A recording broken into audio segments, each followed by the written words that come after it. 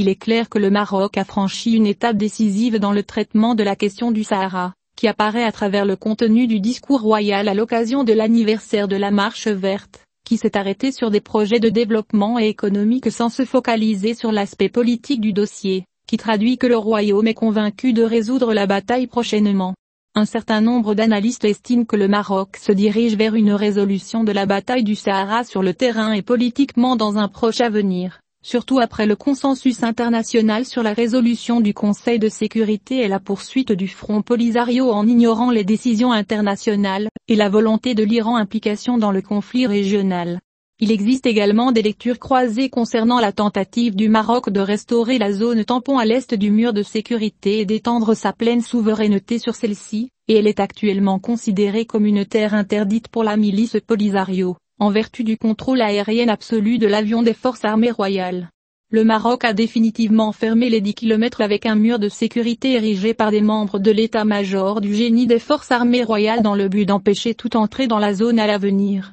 La dernière fois que la présence d'éléments du front dans les zones tampons a été détectée a coïncidé avec l'intervention des forces armées royales marocaines dans la région de Guerguera le 13 novembre 2020, lorsque le Polisario a choisi de battre en retraite face à la surveillance accrue et la concentration de l'armée dans le désert. Mohamed Al-Tayyar, un expert militaire et sécuritaire, a déclaré que le discours royal a présenté un message clair confirmant que la bataille de la question du Sahara marocain est entrée dans un tournant important, après le grand succès dans la mise en œuvre et le téléchargement de projets de développement et sociaux dans les provinces du Sud, et construire une structure solide et exceptionnelle. Le même expert a ajouté, dans une déclaration à Express, que le Maroc s'efforce constamment de surmonter les obstacles de la crise fabriquée dans son sud, et d'agir fortement pour améliorer les conditions des peuples de son environnement régional, notant que le discours royal a clairement indiqué que le Maroc gère la question du Sahara marocain en position de force et que la bataille pour la décision n'est pas loin.